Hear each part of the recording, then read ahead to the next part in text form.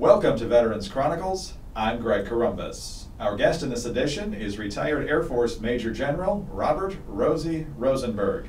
He served 30 years in uniform and then dedicated another 31 years in the private sector to America's national security. And General, thank you very much for being with us. Where were you born and raised, sir? I was born in Kansas City, Missouri, and I was raised in Leavenworth, Kansas. Does that mean you were born into a military family? No, I was born into a civilian family. Only my great-grandfather was a sergeant in the Army at Fort Leavenworth. He was an armed guard on the Oregon Trail. And my father moved to Leavenworth when I was 5 years old. Now, you later chose to attend the U.S. Naval Academy. Why did you want to go there? Because it was a free education. My father was never going to spend a nickel sending me to college, and I had an uncle who was a member of the Pendergast gang, the Kansas City Mafia, that put Harry Truman in the Senate. He owned the Congressman Albert M. Cole from the 1st Congressional District of the state of Kansas. My uncle called me and said, "Robert, do you want to go to the academy?" I said, "It's free, isn't it?" He said, "Yes, it is free." I said, "Fine, I want to go. Which one do you want to go to?" Well, I was slave labor in my father's pawn shop in an army town. And you know what I thought of army people working in my father's pawn shop. Navals wore white uniforms. They had white hats. My hero was the Lone Ranger. He rode a white horse, had a white hat. The choice was simple. I chose the Naval Academy to get a free education. And so you made your way through the Naval Academy, but as you were about to finish, I believe it was your eyesight that forced a change in your plans. Is that right?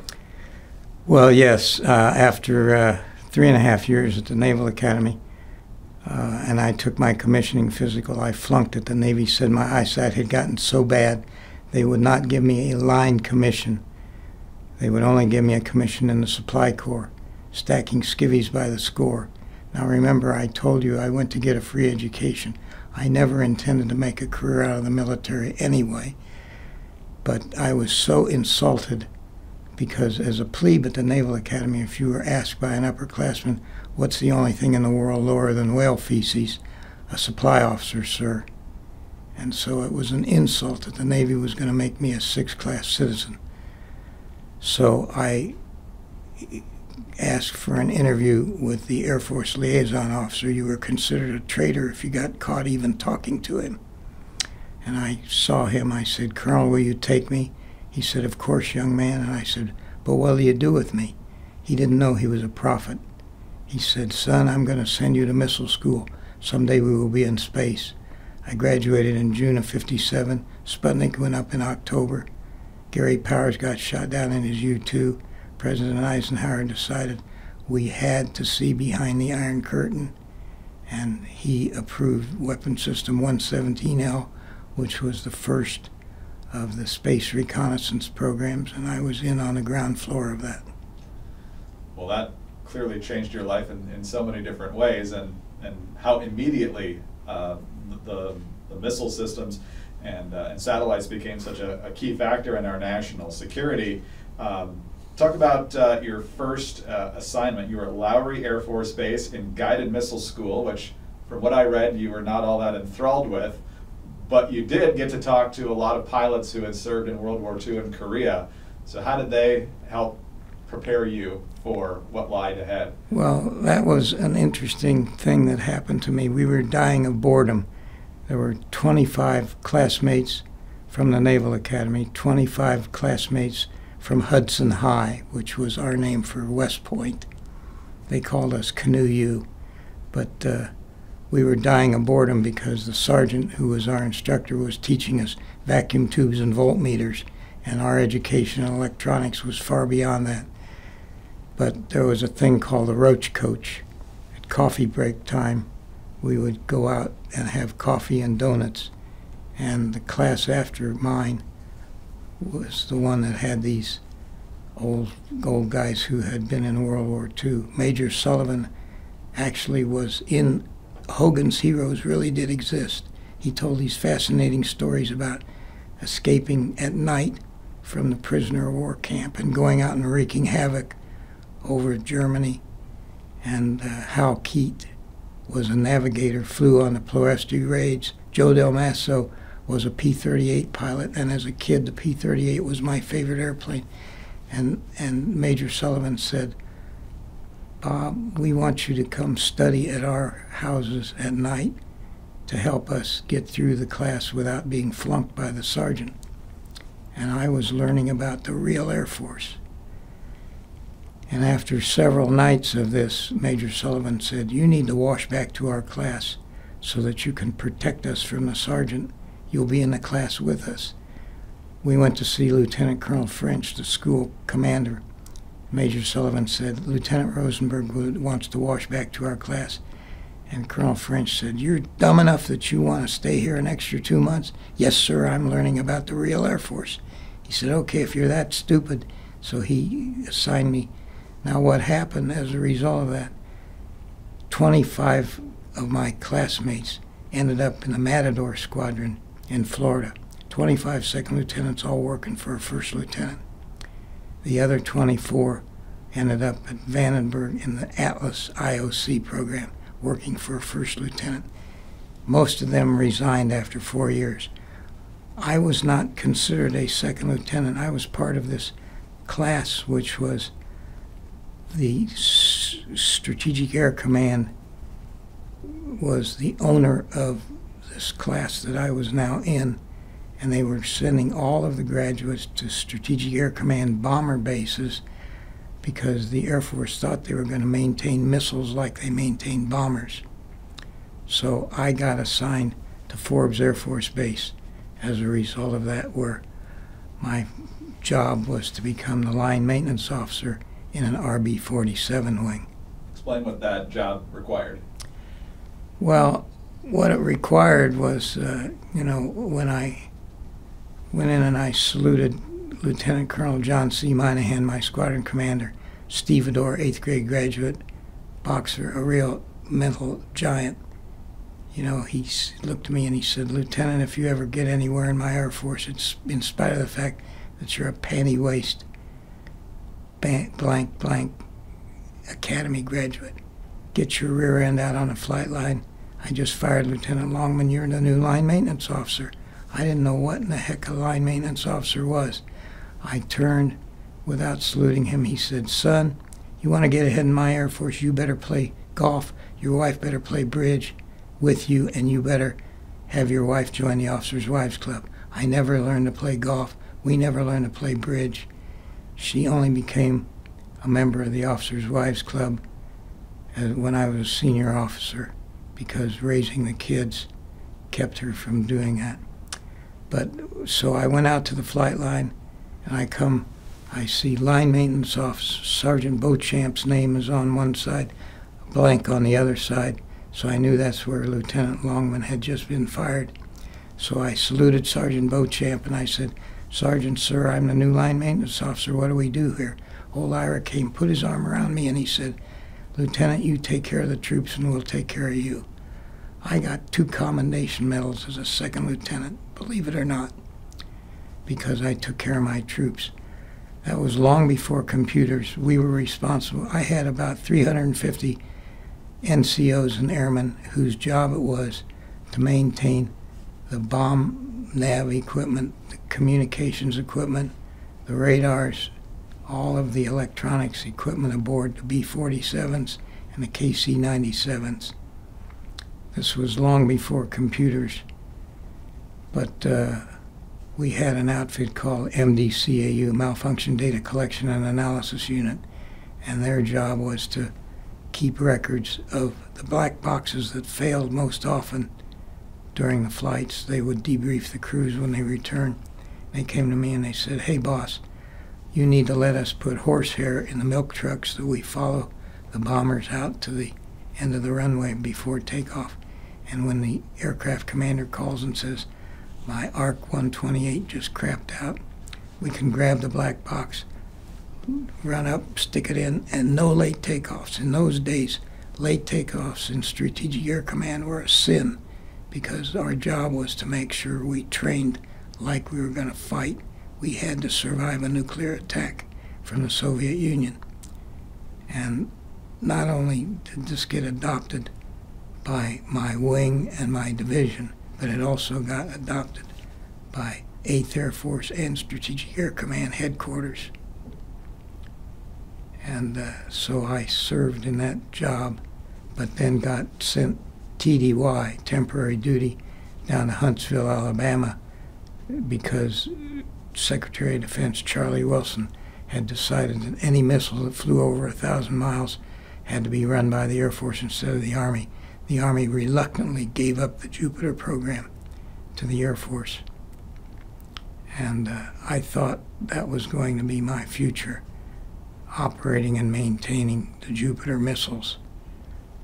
But what happened instead was I had orders to go to Italy and with the Jupiter, and those orders never got canceled. Instead, I got a new set of orders to go to Camp Cook, California, which was the name of Vandenberg before it got changed. It used to be an Army tank training base during World War II.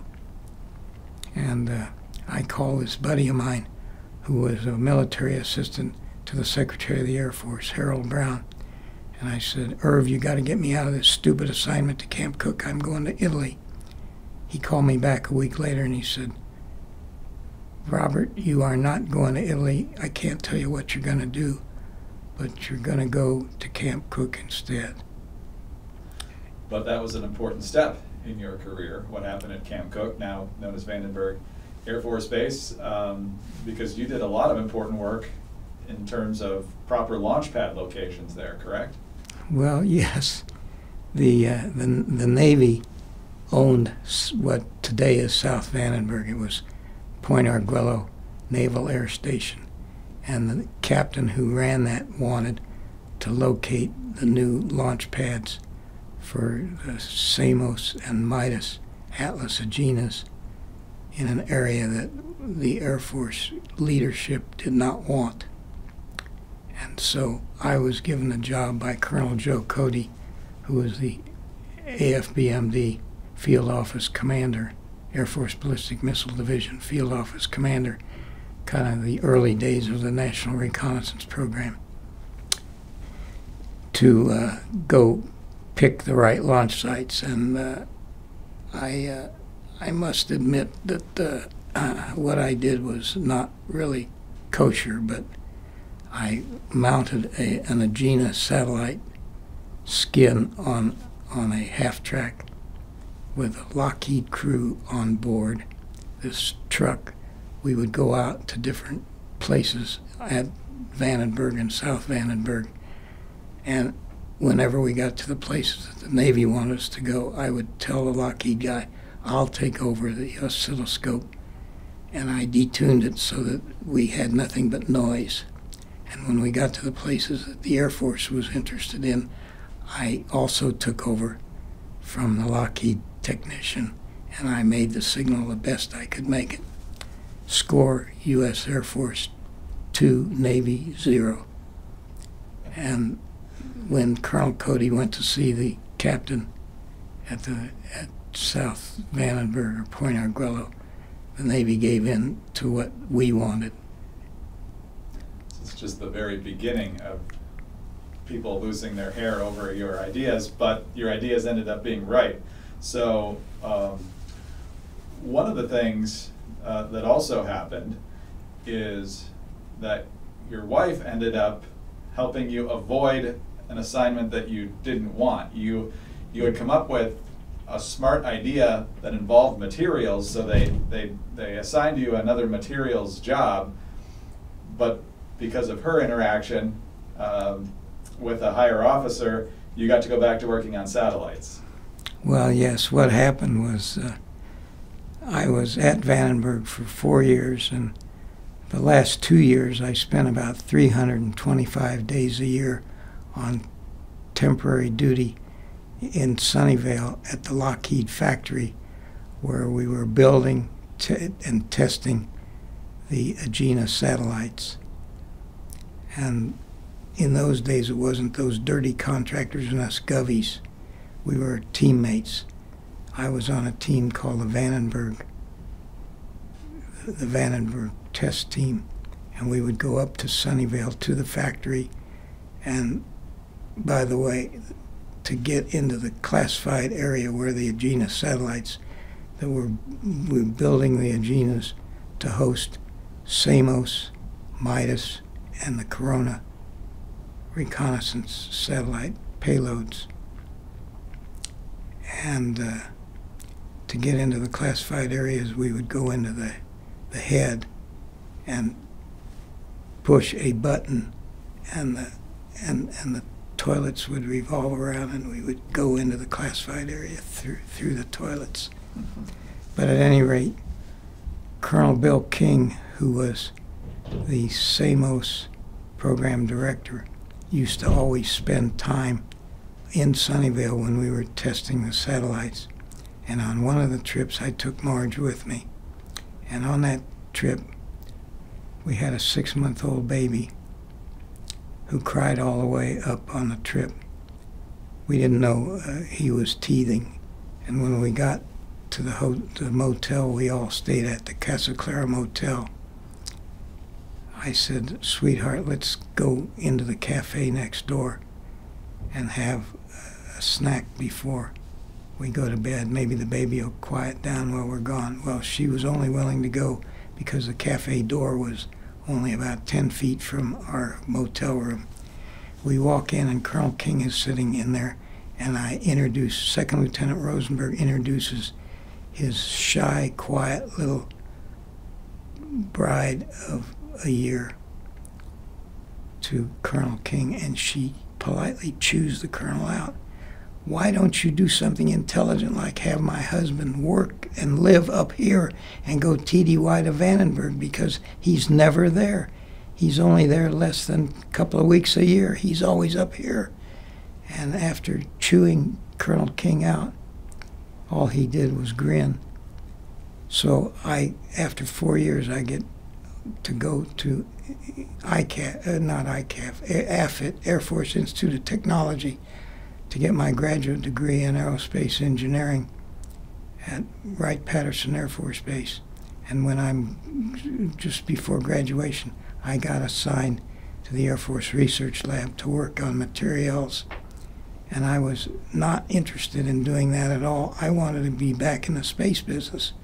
So I called Colonel King, and I said, "Colonel, you may not remember me. I worked for you, not directly, but I was a member of the Vandenberg test team, and the Air Force is doing something stupid like sending me to the materials lab. And I need to get back into your business because that's what's important for our country." And he said, "Young man, I do not remember you, but boy, do I remember your wife. If you promise to keep her off my back, I'll find a job for you." For the rest of his life, even when I was working directly for General King in L.A., he would always throw up his hands. "Marge, don't shoot." I love that story. Even when he retired, and he and his wife were living outside of March Air Force Base in an Air Force continuing care retirement community, and we would go see them whenever I was on a business trip to the West Coast. He would always greet us at the door with his hands up. "Don't shoot, Marge." She left an impression, that's for sure. And she got results. You got to love that too. General, let's pause right there. When we come back, we'll get into much more of your story right here on Veterans Chronicles. I'm Greg Corombos. Please stay with us. Okay? Okay. You need a sip, or do you want to keep going? Well, I'd prefer if you call me Rosie instead of General. Okay. I can do that. What, dear? I think you said the word that we had only been married for a year. Well, it was more like 3 years. More than that. I can't see it, but people to think that we yeah, have move around much, so I think a son I think out we're of good. wedlock. Does it look good to you? Yeah, it looks good. Okay. Okay, well, Excellent. so he can correct the Should record. they correct that? Yeah, when I told... I can just take that part out when he says how long you've been married. It'd probably be easier just to snip that out. Just say you have a 6-month-old, because I know what you're thinking. I had been married at least 6 years before that. Okay. All right. All right, here we go. Segment 2. This is Veterans Chronicles. I'm Greg Corumbus, honored to be joined today by retired U.S. Air Force Major General Robert Rosie Rosenberg, served 30 years in uniform for the U.S. Air Force. Just before the break, we were talking about some of his early assignments as it related to America's growing satellite program. And Rosie, as our viewers and listeners are going to find out, you were working at the very highest echelons in this part of our national security for many years to come. But in those years, in the 60s, before the technology really had a chance to advance, you were still being asked to go get, through these satellites, very specific pictures of things behind the Iron Curtain. So how did you maneuver those satellites when the technology was crude compared to the way it is now? Well, we had a 128 kilobit computer in the satellite control facility in Sunnyvale, California.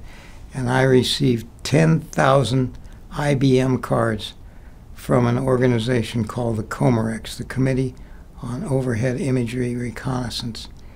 This was an office under the Director of Central Intelligence, and it was chaired in those days by a guy named Roland Inlow, and it had representation from Army, Navy, Air Force, and Defense, FBI, CIA, all organizations in our country that were in the intelligence business. And those 10,000 target cards were provided to me under Roland Inlow's control, and they specified by priority. Priority 0 meant take it under any condition, whether the weather forecast is lousy or whether it's good. You take a picture, and the lowest priority was 9. And it would instruct also on the target card to get it in stereo or mono, and also look angles. If it was a particular facility that the intelligence community wanted to see from a side view or at a certain look angle or a certain time of day, and that was specified as well. And we would run these computer programs. First one we would run was a program called Tools, Orbit Optimization by Least Squares. TRW was the computer programmer, so any program I used that began with a T was built by TRW for me. And that would determine which orbit inclination would do the best job of satisfying the requirement. And in the early days, Gambit Program 206 had gas jets that would cause the satellite to roll, and it could roll. It was flying along horizontally at 17,000 miles an hour, somewhere between 85 and 100, over 150 miles in space. As the apogee, the perigee was 75 to 85 miles. And as it would fly along, my computer programs would decide what targets on each revolution could be reached best by their priority and the weather forecast, because I used the Air Force weather satellite was flying in front of us, and it would give me a forecast on what the probability of seeing the target was. Okay? And so what would happen is the commands were generated out of this computer program, sent out to remote tracking stations around the world, and uploaded into the satellite as it passed over each of those tracking stations. And on subcycle 9, 10, and 11, we were flying over the Soviet Union, and what would happen was the commands would be sent to the satellite, which had a 64 kilobit computer on board, compared to, a terabyte in your cell phone today. And it would command what we call mouse farting gas jets to steer it in roll angle out to as much as 45 degrees, plus or minus 45 degrees, and it would determine when to turn the camera on based on the information we had on where the satellite was actually in space. Then later on, Program 110, which was the replacement for 206, didn't have gas jets. It had what we call a control moment gyro, which did the corrections, and it would cause the satellite to roll much, much faster and much more capable. And my job was to get as many cloud-free targets covered as I could. You mentioned TRW. Let's talk Turkey a little bit, because you improved this system. You personally improved how this system worked. Explain how. Well, Turkey, what happened was, in addition to the priorities provided, I also got a top secret SCI cable from the intelligence community telling me, by the way, we want 25% of bomber bases covered, 25% of submarine bases, 25% of tank battalions and artillery battalions and so on, because they wanted, this was indications and warning of what was going on behind the Iron Curtain. Were they getting ready to go fight with us? But that had nothing to do with the priority system. And so, working together with teammates, we invented a program called Unique Requirements Key, TRW, Turkey. And what it did was, after we took the pictures, and we could then determine what the cloud cover was actually from the weather satellite, which was still flying in approximately the same orbit we were in, and provided to us from Air Weather Service, which was in Omaha at the time. And what would happen then is I would count down even priority 0 targets. I would make them priority 9s, because we had already satisfied the 25% of tank battalions, and I was not going to waste film. And I got a phone call from, on a classified phone call from Roland Inlow. Major, I don't know who you think you are, but you have no business messing with our priorities. You get on an airplane and you get back here and you explain what you are doing out of order. You have no business messing with our priorities. Well, General John Martin, who was what we in those days called the director of Program A, and there was a Program A which was run by the Air Force, a Program B which was run by CIA, and a Program C which was run by the Navy, all parts of the NRO. Well, General Martin had been the staff director of the NRO staff back in the Pentagon, and he knew all about the Comerex, and he said he was a wonderful boss's boss. He never cared about what I was doing, except his only guidance to me was, Rosie, you get as many cloud-free pictures as you can. He told me, Major, you get on an airplane, you go back to Washington, you tell them where to shove it. If they don't like what you are doing, they can get on an airplane and fly out here to Sunnyvale and spend 24 hours a day like you and your teammates are, making sure that we are getting the best coverage we can at the least cost in terms of film used. And so I got on an airplane, I flew back, and that's exactly what I said. And after they learned what the purpose of Turkey was, unanimously the intelligence community members of the Comerex all approved Turkey as the standard, except Roland Inlow, the chairman.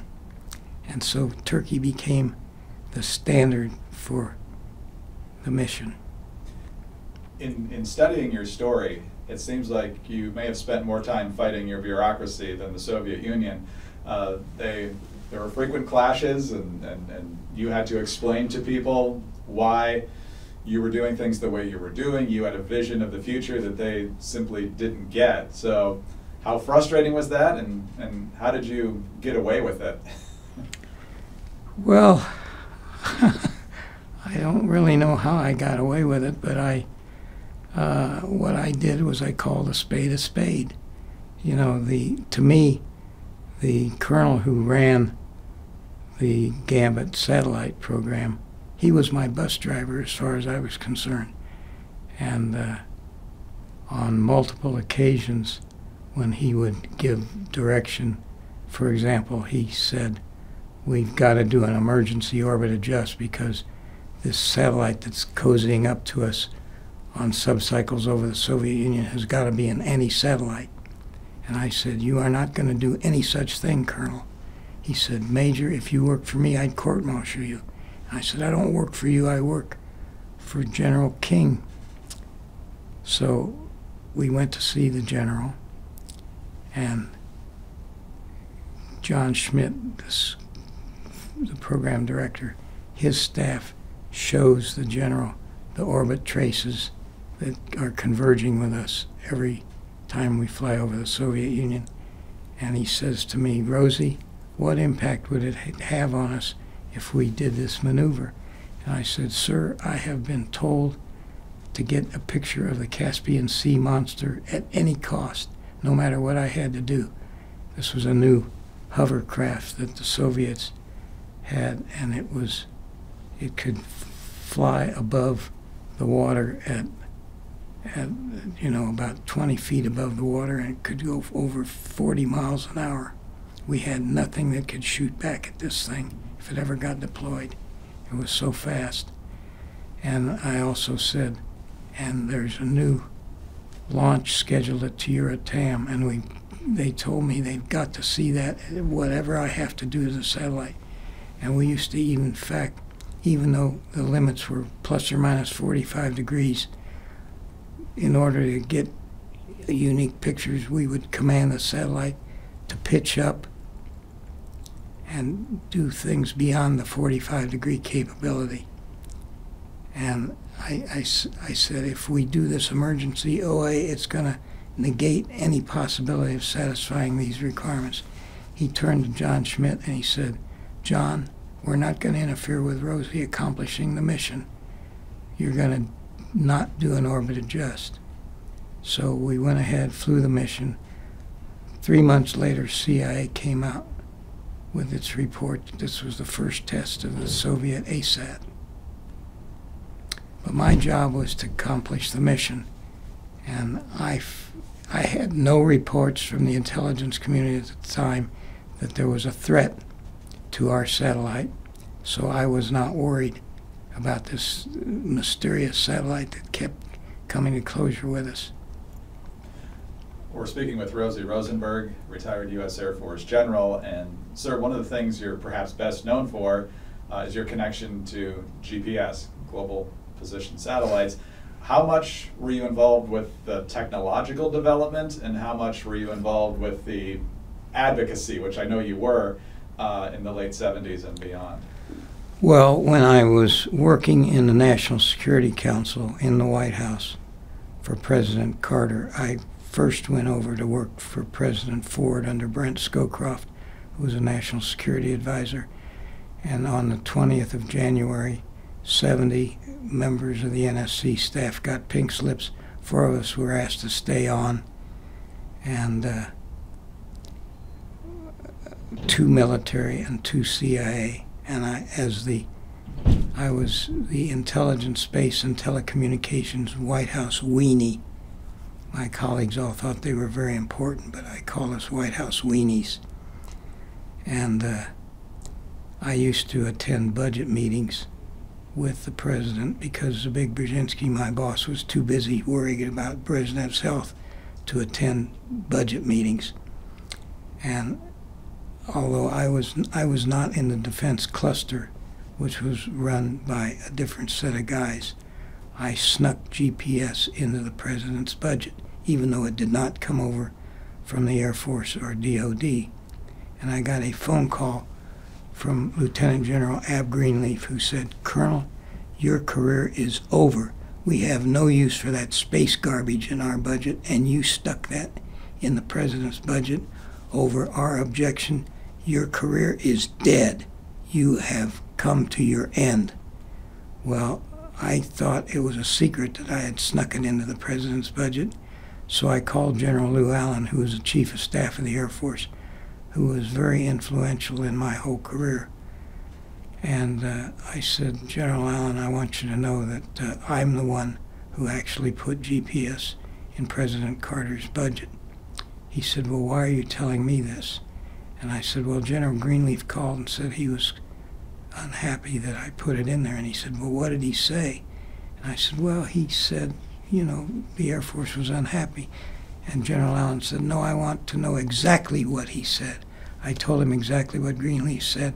He called Greenleaf into his office, made the 3-star stand at attention, and said, "Ab, don't you dare ever call Colonel Rosenberg again over in the White House. He's not serving as a lackey of the Air Force. He's serving as a member of the National Security Council. And whether you like what he's recommending to the President or not, you will respect his position. If you dare ever call him again with any such nonsense, I will court-martial you." So at any rate, then, after I finished working for President Carter for 3 years, I left the White House, went back to the Air Force. I ran the Air Force. I kiddingly call it the Air Force think tank, Air Force Studies and Analysis. It was the in-house RAND Corporation for General Allen. And one of the General Allen's rules was, "Rosie, you are going to be the chief iconoclast of the Air Force. You are going to do all of the studies on our future weapon systems and capabilities. But if you, before I allow you to come brief me or Secretary, or you are going to run your studies through the 4-stars whose octave are potentially goring. And if you give in to their preconceived notions and change your briefings to satisfy them, I will throw you out of your job. If, on the other hand, you warp and bias your study results to make the decisions for us, I'll also fire you." Well, so one of my first studies was on GPS. It was putting GPS on our fighter planes to, fight with the Warsaw Pact. And without GPS, we lost the air war in less than a week. With GPS, we won the air war, because with GPS, precision-guided weaponry, we could destroy the runways of all the Warsaw Pact bases and prevent their airplanes from taking off. Now, I went and briefed General Creech, who was the commander of TAC at the time, and he said, "Rosie, you are going to prevent me from getting my 40 TAC fighter wings, but I'm not going to argue with you, because I know you're trying to meet the objectives of objective analysis." At any rate, but it got put in the Air Force's budget, and what happened was General Al Slay, the commander of Systems Command, refused to put the Group A wiring in the new F-16s, and as a result, we ended up spending literally hundreds of millions of wasted taxpayers' money rebuilding the F-16 Group A wiring to incorporate GPS. But then the next year, I was a member of what we call the Air Staff Board, and Chuck Cunningham was the chairman, and the budget for GPS went up $100 million that year, which would have been quite a bit more in today's dollars. But at any rate, he said, "Let's get Randy Randolph down here to explain why we're wasting $100 million on this space junk." Randy Randolph was in the Deputy Chief of Staff for Research and Development Office, and he was Mr. Space. He came down, explained why, left the room. Chuck pounded the gavel and said, "We're going to zero that out, right? It's nothing but that space garbage." I got up on that. It was a classified conference room. I stood up on my desk chair, and I yelled at all of my colleagues. I said, "Listen, you damn stupid fighter pilots. This is going to get in the Air Force's budget, and if you don't support the $100 million, I'm going to go up and see the chief and have him order you to put it in the budget." We compromised at $75 million. And it was guys like Jack Chain, who became later the commander of Strategic Air Command, but he was a fighter pilot. John Schad, who also became a 4-star. All buddies of mine, but they still remember, even today, me standing up and raising the roof on them. So that was just a couple of examples. But then in retirement, one of my jobs was I was asked to chair a GPS advisory board for the Air Force. And Brad Parkinson, who was the inventor of GPS, was a member of that. It was run by Institute for Defense Analysis. Kirk Lewis was the executive secretary, and I refused to call him a secretary. I insisted that Kirk was a member of the team, and we would meet at the GPS program office in LA. We would meet and have meetings with the 4-star at Space Command, and on many occasions there were disputes between me and the Air Force over the future of their operational use. They were not interested in wasting any money on a civilian capability on GPS. And I said, it's important that we establish GPS as the worldwide gold standard so that no other nation will try to compete with us. And I remember going in front of the Joint Chiefs to justify what I was proposing, and I got challenged in the meeting with the Joint Chiefs, and I just chewed all the 4-stars out. And I said, you need to understand that this system is going not just to support the military, but it's going to be a living standard for everyone in the United States, and the world will become dependent on it. And that's another example. But even more, during Afghanistan, we had 24 operational satellites evenly spaced around the Earth, but we had 6 operating spares all gathered together. And we ran a study showing what would happen if we had 20, not just 24, but 25, 26, 27, 28, using those spares instead of all stacked up together.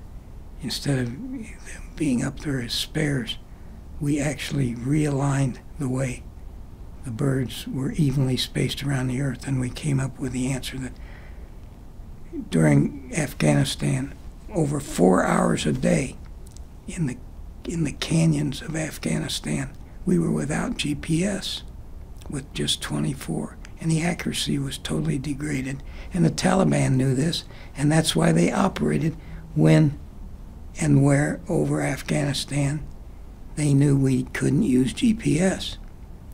So I went with Brad Parkinson. We briefed the commander of Air Force Space Command, and he said, I had always had a private meeting with the general after briefing in the conference room. He said, Rosie, this is intuitively obvious. Why aren't we doing it? And I said, because your staff is afraid that if they approve this, it will ruin their careers with a fighter pilot-led Air Force who doesn't want to waste money on this space junk. And he said, well, we're going to do it, but I want you to go brief my 3-star out at Vandenberg, because he works for General Chilton, the commander of Strategic Command in Omaha. I briefed the 3-star, same question, why aren't we doing this? And I told him the same answer, and he said, Rosie, we're going to do this, but I have to go brief General Chilton, because the last time I moved a satellite without his permission, he chewed me out. So on Christmas Eve, I get a back channel email saying, General Chilton asked me during the presentation, is this just another one of Rosie Rosenberg's crazy ideas, or do the warfighters really need this? And he asked about 4 questions. I answered every question in detail, and I sent it to the Air Force Space Command commander. And the Brigadier General came out of the meeting, called me and said, the General says that you are very unhappy, and he wants to know, do you want to come to Colorado Springs to meet with him?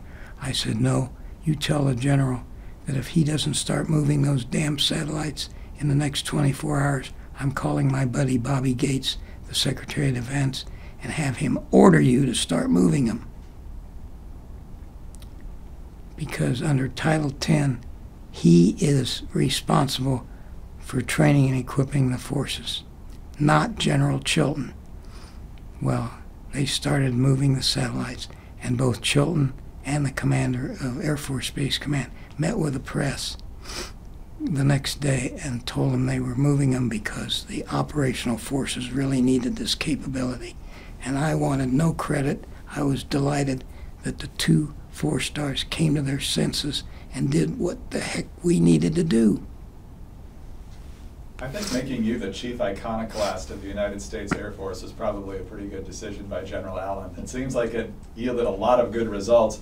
I'm just fascinated by the GPS, that you not only saw the military value in it, but the civilian value in it. I mean, we use it now to get to Grandma's house, but the reason we could send munitions down chimneys in Baghdad during the Gulf War is because people like you saw the possibility in it.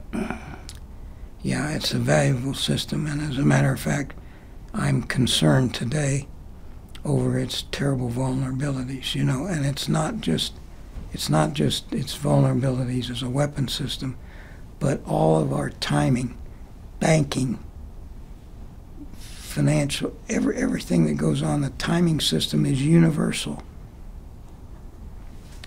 Absolutely. No, it's And precision farming. It used to be, you know, that farmers would just spend millions tending the crops with watering and planting.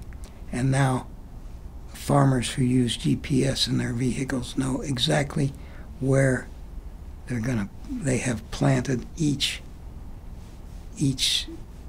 seed, and exactly where to water it, where to fertilize it, and it's dramatically impacted industry all over the United States and the world.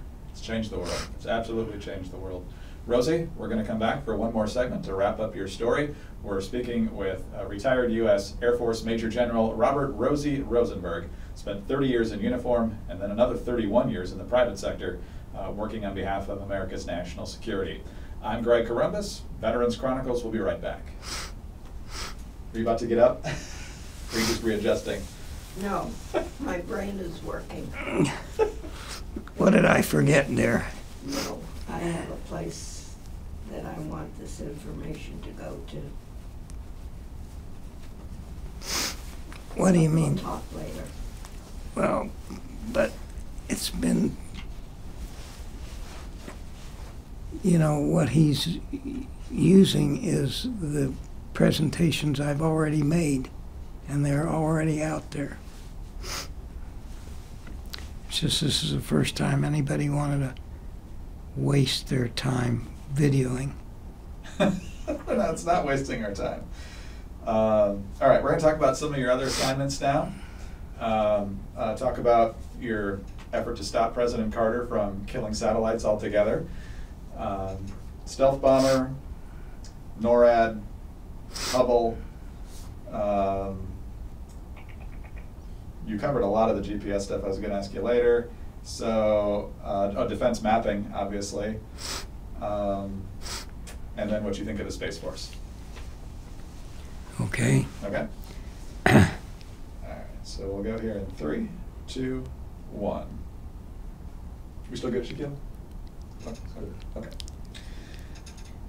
This is Veterans Chronicles. I'm Greg Columbus, honored to be joined today in studio by retired U.S. Air Force Major General Robert Rosie Rosenberg. And Rosie, we talked a lot about your visionary approach to GPS in the previous segment, but your career covered so many fascinating aspects that I want to make sure we don't miss some of the big ones.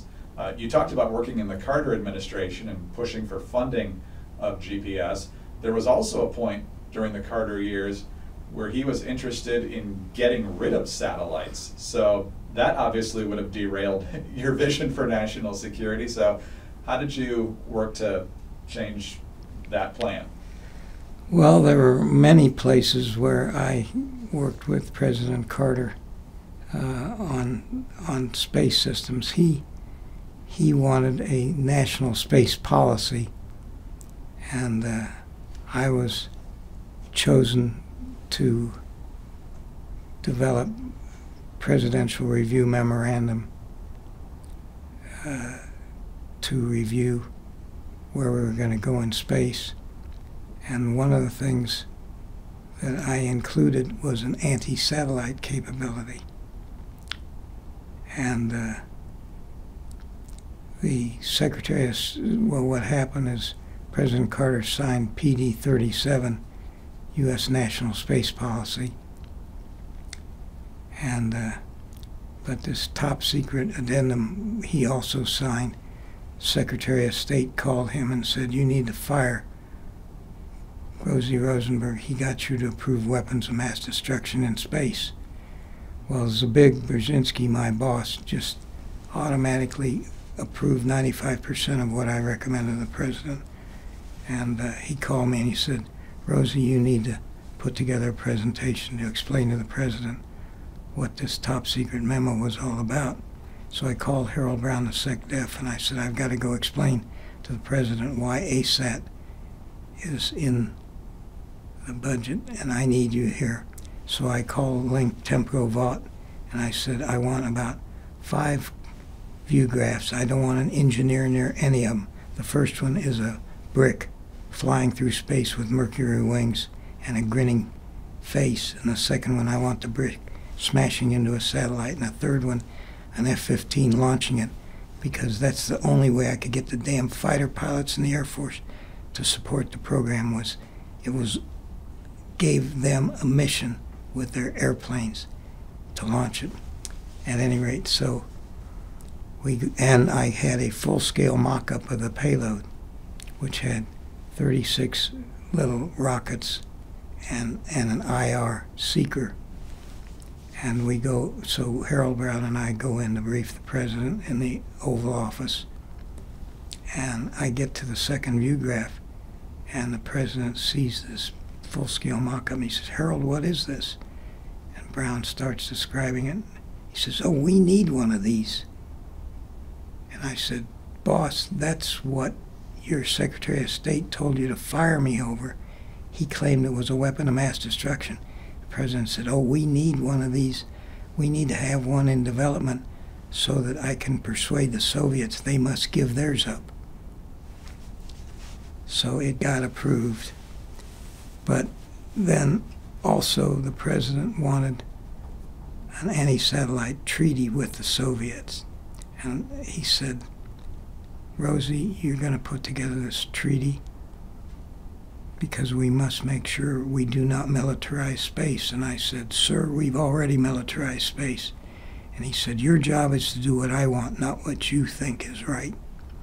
So I put together an ASAT treaty which did not allow any surface-to-space, space-to-space, or space-to-surface weapons to be used. I was sure, since there was no way we could actually monitor this to guarantee it would work. And Ambassador Bob Buckheim lays the treaty on the table in Europe, and the Soviets immediately accept it.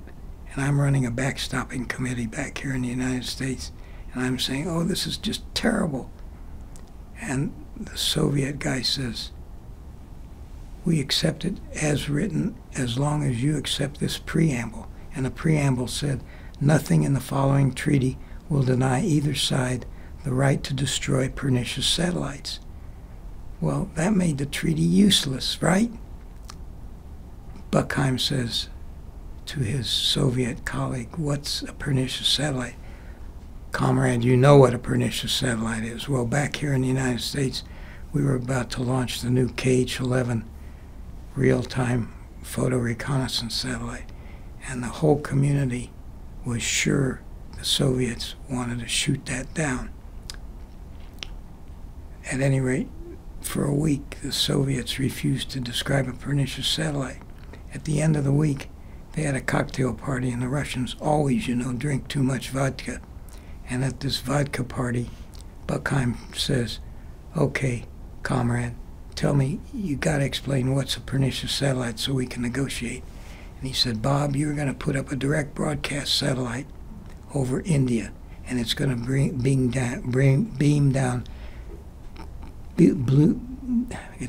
down blue jeans, rock and roll, and freedom, and you know we cannot tolerate that inside the Soviet Union, and you will give us no choice but to destroy that." That was the end of the treaty, thank God. But ever since then, I have preached to all the leadership who will dare listen to me, do not make decisions on our space capability based on our value system. We must take into consideration what the other people who are going to sign this treaty feel about. Well, it sounds like the Carter approach to this was 180 degrees different from the Reagan approach to this, because he, of course, introduced Strategic Defense Initiative just a few years later. What role did you have in developing missile defense, if any, in your final years in uniform or in the private sector? Well, in both cases, what happened was, as the Vice Commander-in-Chief of NORAD, of course, I was concerned all the time with anything going on in space. But more importantly, in my retirement years, I got a call from Susan Eisenhower, who ran the Eisenhower Institute, and she said, "General Rosenberg, we want you to serve on a Star Wars committee that we're going to brief independent of which party wins the election. We're doing this to support both parties." And I said, "No, you need to get somebody who really understands this stuff, not me." And she said, "No, everybody says we have to have you." So I ended up going to the Eisenhower Institute, where I met General Goodpaster. Goodpaster had been Ike's specialist in NATO during the invasion. And after that, when Ike retired and he ran the Gettysburg College, Goodpaster worked for him there, and Goodpaster worked for him when Ike was the president. He was his chief advisor for military affairs. And I continued to work on supporting what has been called Star Wars by giving presentations in many places on why I felt it was important to have such a capability. And unfortunately, even today, we are far from having a capability that I felt was essential. Let's talk about what you mentioned in passing, and that's that you're the Vice Commander-in-Chief of NORAD. I know you also upgraded the readiness there. Talk about some of the work you did at NORAD. Well, as the Vice Sync, the requirement was anytime there was a missile launch by the Soviet Union, it was two of the three top leaders of NORAD were required to brief the president if we felt it was a real missile attack against the United States. And the Canadian deputy knew that when our joint boss, the Sync NORAD, was not there, I said, if there is an attack against the United States, I will brief the president, not my Canadian counterpart. and he understood why I said that. But what happened was we used the Defense Support Program, which I helped build its predecessor, Midas, way back at Vandenberg. That was my first encounter with missile detection and alarm systems. Midas was the IR predecessor to the Defense Support Program, which we're still using even today.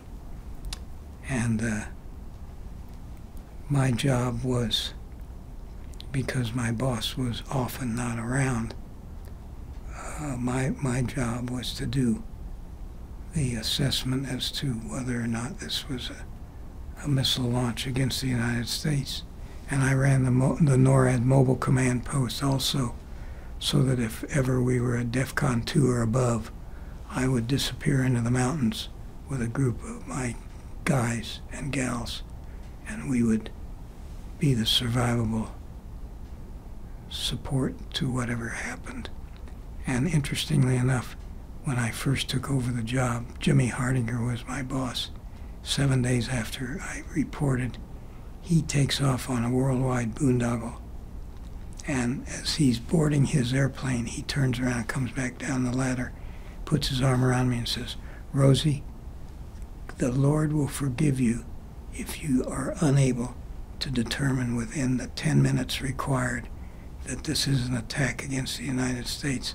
The Lord will forgive you if it takes you 15 minutes.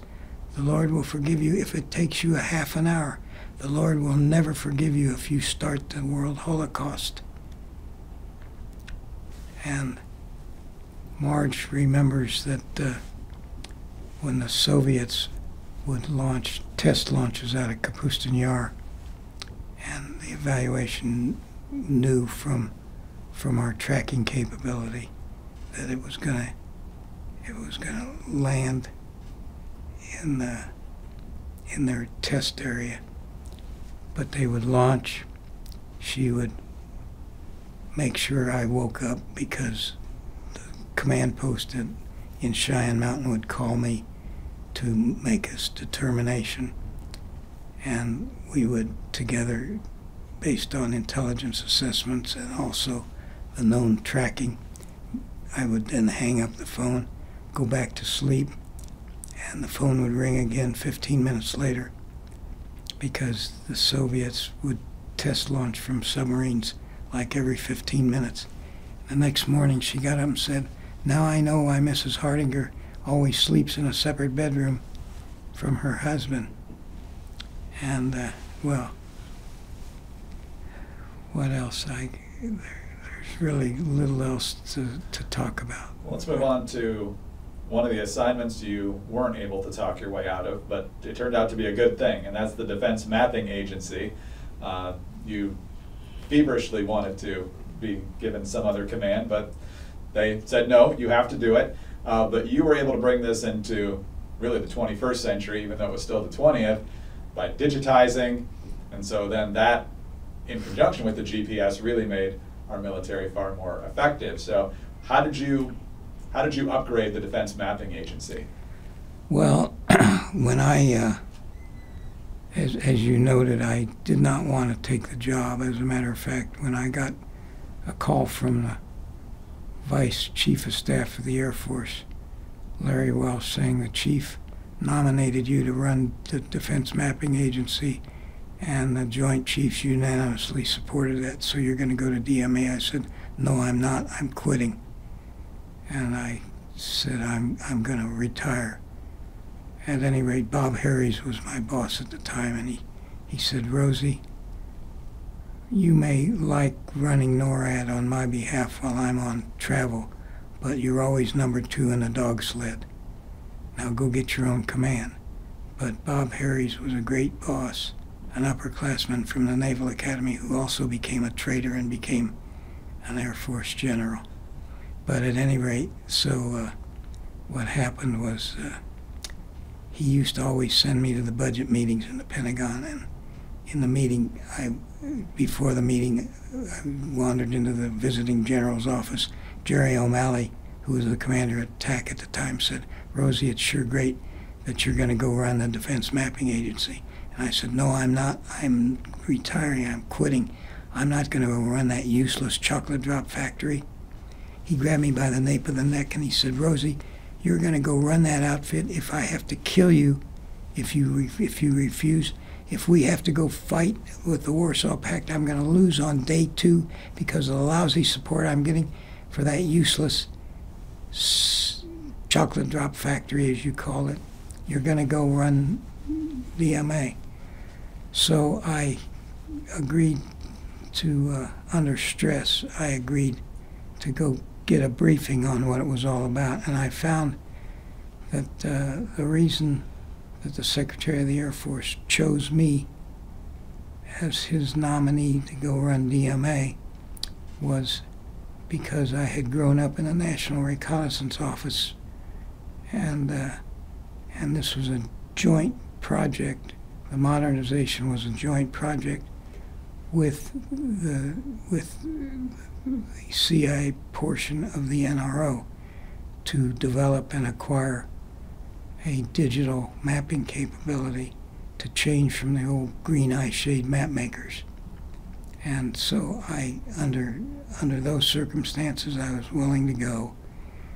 And what happened was, I won't badmouth the organization, but it was run by a bunch of cigar-smoking, pipe-smoking old civil servants who only promoted their own kind. They didn't care about anything except their own futures. And I had an off-site where I said, this is going to become a combat support agency and we're going to change the rules. You no longer are going to report directly to my civilian deputy. You're going to work for the 06s who run the development centers. And that's that. And I also told the story about the king who had no clothes, which is a story I'm sure you're familiar with. And about 11 o'clock that night at this offsite, one of the senior civilians came to my door, and I said, yes, Ken, what do you want? He with lip trembling, he said, you'll probably fire me, General, but you have no clothes. I said, what do you mean? He said, listen, those 06s are guys that we walk all over. We put them in those jobs because we knew we could ignore them. And what you're doing is so key, so important for the future of our agency. You've got to let us get 06s in those jobs who are really promotable 06s who care about the future of our country. And we did that, and we worked together to run an agency that in fact became a combat support agency. And I'll never forget that when PA&E cut my budget 20% because they did not like my political boss, the Assistant Secretary of Defense for C-Cubed-I, Don Latham, and they arbitrarily cut my budget. I sent a Twix out to all of the sinks, today called combatant commanders, but in my day they were called sinks, and they're still the sinks as far as I'm concerned. And I said, I'm Rosie Rosenberg, I run a defense mapping agency. I'm coming to see you to find out where you're going to take your 20% cut, because only you know where you can lose and win the fastest. At any rate, when I came back, and by the way, my buddy Jack Chain had taken over Strategic Air Command, and the Soviets had just deployed their SS-20, the mobile ICBM, and nobody knew how to search for and locate them. And I told Jack on my visit with him that I was producing special DMA maps for the Army on where their large mobile forces could and could not go, and I could do the same thing for the new SS-20s. So I did that for Strategic Air Command and other similar things for other commanders. At any rate, I got a phone call 6 months later from Admiral Crowell saying, Rosie, you snake oil salesman, what have you been up to? And I said, what do you mean, sir? He said, we just had our semi-annual meeting with the SecDef and the chairman, me and both the Joint Chiefs and the OSD staff, and every sink demanded your budget be restored, and 2 of them even had view graphs insisting that your budget be totally restored. What have you been doing, young man? And I said, sir, I've only been out doing my job. So, yeah, and most importantly, GPS was a very significant part of that, because without going into the details, but we developed something called WGS 84, which is the worldwide standard for location certainties. And that was mainly because I had convinced President Carter that Stan Turner, the DCI, was out of line when he recommended canceling the Hexagon program, because that's what enabled me, because of its tremendous panoramic camera capability, to couple together remote parts of the Earth together to make this very significant improvement in the accuracy of our maps and charts. And the calculation for WGS 84 is interactive with GPS. WGS 84 makes GPS more accurate, and GPS accuracy makes WGS 84 more accurate. And so as a result, as a matter of fact, when it was recommended that we put a laser reflector on GPS to improve its accuracy, because that would also help improve DMA's maps, there was a civil servant at Strategic Command who said over my dead body, well, I called the 4-star at Air Force Space Command saying it should be his dead body, because you are accountable for operations and training of the forces under Title 10, not Stratcom, and you will do this or else. Well, it turns out that there was a then scheduled meeting between the commander of Space Command and the director of NASA, and the staff removed that item from the agenda. I called the commander, and he put it back in the agenda, and they agreed to put the laser reflectors. Wow. Rosie, we're almost out of time, and in addition to everything we've talked about, you also helped to convince the Carter administration to keep the shuttle program. You were instrumental in making the stealth bombers actually stealth. You also advocated and worked towards the Hubble telescope. But the thing I want to ask you about now is, you were focused on space from the very beginning of your Air Force career. And now we have a new branch of the military known as the U.S. Space Force. It's still under the Air Force, but it is a new branch. And I'm just curious what you think of it and how it should be structured. I know you're not thrilled with the way it is right now, but how could it be put to its best use? Well, I believe that it's important, you know, using my Naval Academy background. I don't know how many of you are familiar with what's called the Mahon theory.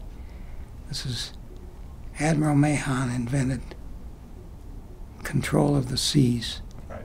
And that is, we must guarantee the right of free passage of U.S. flag carriers into and through the seas, and deny that capability to those who would do us harm. And for years I have preached that until we have a United States formal policy that guarantees the right of free passage of U.S.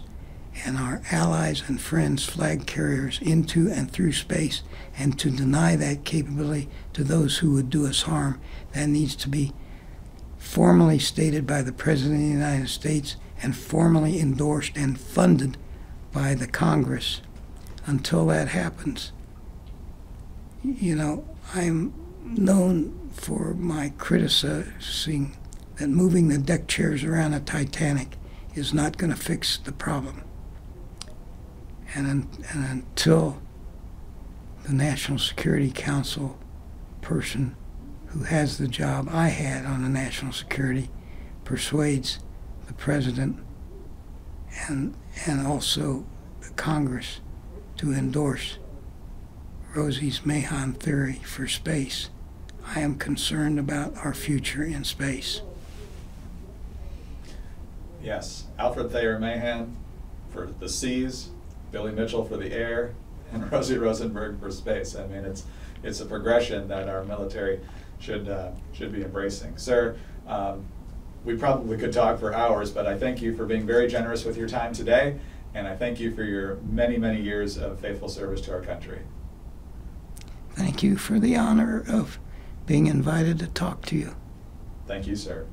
Retired U.S. Air Force Major General Robert Rosie Rosenberg served 30 years in uniform, retiring in 1987, but then promptly spent 31 more years serving our nation in the private sector. I'm Greg Columbus, and this is Veterans Chronicles. That's it. Will he have a chance to look at it before it goes final? We don't normally do that. Is there anything in particular you're concerned about? Yeah. What? DMA. I think you named some names. Well, the one guy I named was Ken Doherty, who helped me Yes. straighten the place out. Yeah. I didn't name any other names, except Jerry O'Malley. I'm happy with what I said. Okay. Okay. No, what she would have objected to was the 6 senior civilians in DMA met with me after all that and issued a demarche. You cannot do what you say you want to do. And I handed each one of them retirement papers because I had talked to the SecDef and told them, I'm only going to take this job with your support, sir. And what happened was I handed out 6 sets of retirement papers, and I said, even if you are not eligible for retirement, the Secretary of Defense has authorized that he will grant you early retirement if you do not wish to serve under my command. So you can either sign those, you can resign on me if you wish, or you can take a reduction in grade to a GS-13 because you serve as a senior executive at my pleasure, and my pleasure is not happy with you and your chocolate drop factory. You make maps and charts, kerchunk, kerchunk, kerchunk, you know not why. You just fill up these bins, and you don't give a damn what happens to them. Or you can actually resign on me. One of them actually resigned on me. The other 5 decided they were going to serve under me and they were going to support my objectives. Okay.